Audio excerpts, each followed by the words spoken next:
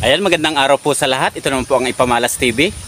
Di bali, andito naman po tayo sa ating location na taniman ng kalabasa at in-intercrop natin dito sa talim natin na pinya, upang i-update ko kayo guys sa ating ginawang pag-pruning, kung ano nga ba ang nangyari sa ating pag-pruning. Kung nakikita nyo nga sa aking likod ay mahaba na ang gapang ng ating tanim na kalabasa. Ayan. Sa ngayon guys ay medyo umuulan kaya nakakaputi tayo dahil sunod-sunod ang ulan dito sa amin. Kaya ito na naman tayo ngayon upang mag-update sa inyo sa nangyari sa ating pag-pruning na kalabasa. Ayan. Tingnan natin. Ayan guys, ito nga yung nakaraan na tig-pruning natin. Ito na yung resulta niya Kung nakikita nyo nga, may mga followers na siyang nakalabas. Ayan. Mahaba ng kanyang followers Ayan. Di bali, ang gagawin kasi natin dito guys, yung sobrang mga followers, aalisin natin lalo yung mga hindi gaanong maganda At ito nga, mayroon na siyang lumalabas na bunga rito Ayan, nagkakaroon na siya ng bunga. Saka ito pa Ayan. Ayan, pakita natin sa inyo guys yung mga aalisin natin Di bali, double pruning ating gagawin magtitira lang tayo ng magagandang yan natin doon sa pinakailalim. Yan yung mga gantong maliit lang guys, yan alisin na natin yan dahil yan hindi man na yung bubunga yan ay mag-aagaw lang yun na yung sustansya. Yan yung mga ganto, kamayin na lang natin yan. Yung mga ganyan hindi na yan masyadong hahaba pa, saka yan ay hindi na yung bubunga yan, alisin na natin yan. Yung mga ganyan, magaganda yan. Yan ang ating titira, saka ito yan, kung nakikita nyo nga mayroon na rin siyang bungang lumalabas yan dito sa ilalim. Yan yung ganito guys, yan alisin na rin natin to kasi payat, hindi na tutuloy, mag-aagaw lang yan ng sustansya. Yan, alisin natin yan di bali yung sanga nga, bilangin natin yung natira sa 2, 3, ito 4, ito guys yung pang-4 ayan, ito 5. Di bali 5 followers guys ang papatuloy natin dito dahil ito ay isang puno lang naman. Ito ay papatuloy natin na dito maglalabas yung mga bunga yun nga yung pinakita ko sa inyo kanina, mayroon na siyang bungang mga lumalabas sa kanilang mga followers. Yan, napakabilis lang. Ayan, dito naman tayo sa iba nating mga pruning. Ayan, ito din. Ayan, di bali walang nagbi-video sa atin guys kaya medyo nakatutok ang ating video. Ayan, medyo may mga lumalabas na guys na mga bulaklak. Ayan bulaklak na ito ay umpisa na ng pagbunga paglabas ng bunga, ayun may bunga na rin doon. Ayan. Dito tayo uli.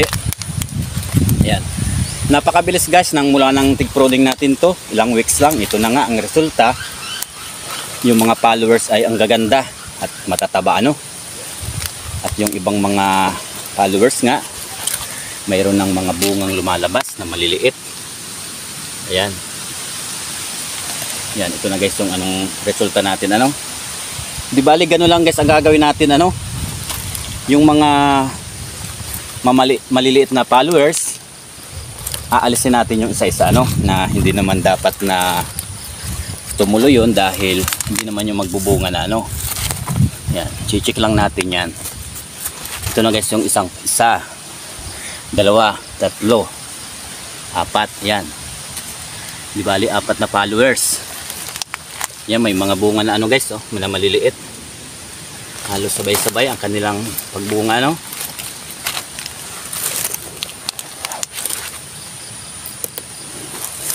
Yan.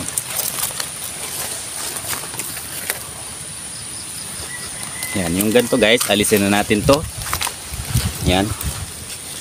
Ito ay wala na to. Hindi na to magbubunga dahil paliit na ang kanyang dahon, ano, hindi sa ilalim. Yan. Kahit kamayin na lang, pero mas maganda kung may dala tayo ng gunting o kutsilyo, ano. Yan. Yan, medyo malalapan din ang kanyang dahon, ano guys. Di bali, ito nga namumulaklak na siya. Gagawin naman natin dito, mag-a-apply na naman tayo ng fertilizer, ano, na paghahaluin natin guys yung 14-14 at yung urea para yan sa bunga, ano, na kanyang ilalabas para medyo malalaki ang kanyang bunga, para kung mag-ani tayo ay maganda rin ang ating maani, ano. Ito nga, ang bilis din ng kanyang mga damo na lumabas. Di bali dadamuhan natin to, ano, aalisan natin ng damo para magandang tingnan at malinis, para hindi mag-agaws ng sustansya dito sa ating tanim na kalabasa. Yan. Yan. Pasyal ko kayo guys, ano, sa ating tanim na kalabasa dahil ito nga, bawat galaw natin dito, ina-update ko kayo guys, ano, sa in-intercrop natin na kalabasa dito sa ating tanim na Formosa na pinya. Ayan. Para resgas ang kanilang mga gapang na, ano. Ayan, hanggang doon. Hanggang doon sa baba. Walang matataba sila, ano. Ayan, dito tayo. Yan yung mga hinuli natin na in-intercrop ay yung inano natin, yung huling pruning. Ayan, yan yung mga suhi guys na lumalabas, ano. Yan, ito. Mahaba na rin sila. Yan.